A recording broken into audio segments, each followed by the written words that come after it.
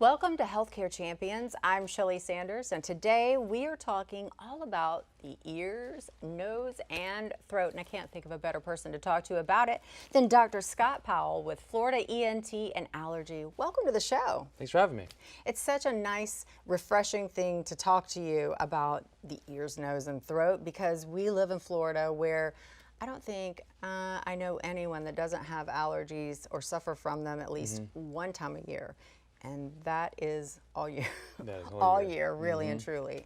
And again, I'm just preaching to the choir here. You're the doctor. So let's talk about it. How long have you been around and how many locations do you have? I've been in practice almost 12 years now. I was number 4 in the practice. Now we're up at 25 with 13 locations. So we've grown exponentially. Yes, 13 locations in the Bay Area. So chances are if you're watching the show, there's a location near you if you need some help. And certainly if you need any help on what we're discussing today. So let's talk about it. Talk to me about, and if some people out here are going to feel me really hard when I say snoring. When do you know it's just snoring or sleep apnea? Well, that's the big separation. So I always tell people snoring is annoying to other people. Sleep apnea is annoying to you, to your body. So snoring, the big thing is snoring is loud, vibration of tissue, whereas apnea, you actually are completely closing off the airway. And so that brief moment of time, you are suffocating. And your heart and lungs feel that, and that's the problem. Now, with that, I think, okay, now you're suffocating. Is there permanent damage that could be caused as a result of untreated sleep apnea? Yeah, there's significant heart and lung strain. So you get pulmonary hypertension, you can get eventually lead to heart failure. Now that's down the road away, but we've heard of a few celebrities have gone through that. So that's a very untreated diagnosis and problem in America for sure. Unbelievable. So when do you know, okay, so this is snoring. What are some of those things to listen for or watch out for? When do you know, yeah, this is more than snoring? Yeah, so snoring is just a loud roar and it pretty much continues and it's somewhat location dependent in terms of position. Apnea tends to be more where the snoring will occur and there may be a pause in breathing or a grunt or a gasp or reawakening. You think the patient's actually waking up over and over because they kind of are. Their body's taking them out of deep sleep back to almost awake. They try again and they keep failing all night. Wow, and anyone that's ever been sleep deprived knows that you can't continue to function in that aspect. It makes you a little bit crazy. So, okay, so those are some of the telltale marks to look out for or pay attention to, both personally and if you're a loved one that has someone that's stopping breathing. So how much of a 911 is this? So they will rebreathe. That shouldn't be an urgent situation right then and there. The key is if they come into the office, we can evaluate them to figure out why this may be happening.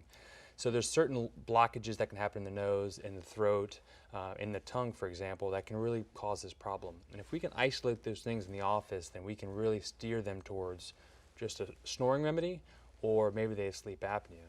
And the beauty now is the sleep apnea test, which used to be a hassle going to some lab somewhere, it now actually can be mailed to your house and done at home, which is hugely convenient. Yeah, for sure.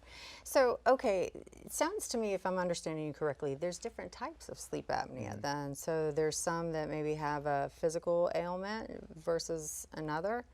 Well, by definition for the obstructive sleep apnea, which is what we deal with, there's a central version, which is the brain is just doing it on its own, which is not necessarily an ENT issue. That's more neurologic. But you'll discover it, though, once they come to you, though, right? And then you create that game plan of where to go. Correct. So the obstructive version is much more common. So the nose blocks off for whatever reason. Maybe it's their deviated septum, maybe it's severe allergies, maybe it's bad sinus infections.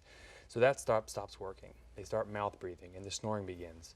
And then from there, the tissue just collapses because it runs out of room, and that's when things close off, and that's when the apnea happens. Wow. Now, are there other, what are some of the treatments that you can get done for that?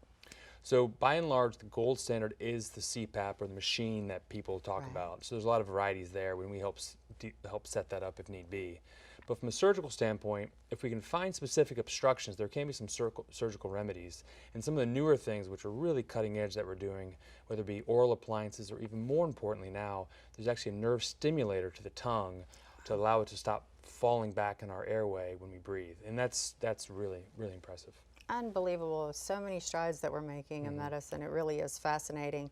So many things that we could talk about. I absolutely love the fact that you guys do all that in-house so you can really diagnose, If it needs a scan, you can do that there. So you're not having to run all over the Bay Area, depending on what time of day it is and what kind of transportation challenges you have. That can be a big issue, right? Right.